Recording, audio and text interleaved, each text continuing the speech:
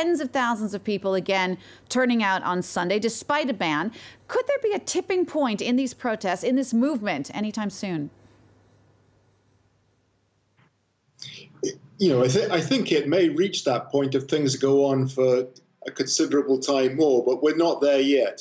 The key will be, well, first of all, it's obviously significant that maybe 100, maybe 150,000 people demonstrated in Minsk, the capital, on Sunday, and thousands more in other cities around Belarus as well.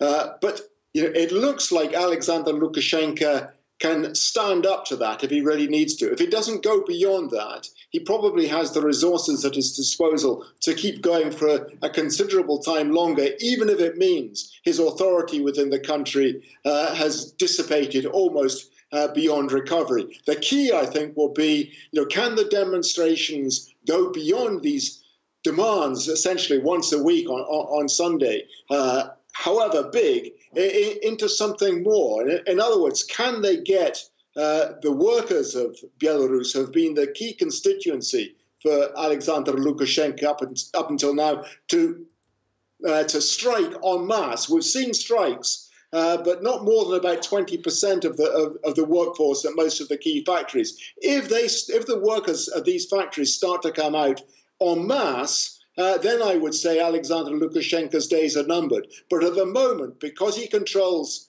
the police, because he controls the army, and Russia is standing on the sidelines without getting involved one way or the other at the moment, I think he can stay on for some time yet.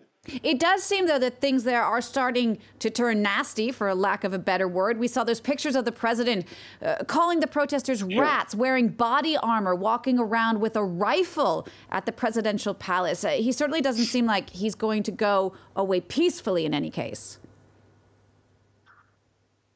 No, I mean, it is interesting, his body language and what he's saying. As you say, the use of the word rats to describe the opposition. This is not a man, quite clearly, who is thinking about real negotiations with the opposition. Whatever the foreign minister of Russia, Sergei Lavrov, might say, who in the last couple of days has said that Lukashenko looks to him to be a man who's ready to talk to the opposition, to enter into negotiations, to even consider constitutional reform. The reality looks rather different. President Lukashenko looks absolutely determined to stay on in power.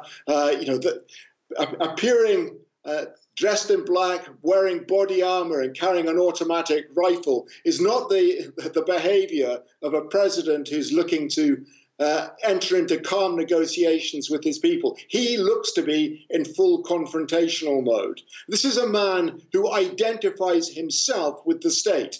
He sees the threat from the people, from the demonstrators, as a threat to his authority. And he's not somebody who's going to back down. He's been in power for 26 years. He intends to stay on as long as he can, until, I would suggest, he's forced out of power. Rob, thank you for that. France 24's Robert Parsons there talking to us about the situation in Belarus.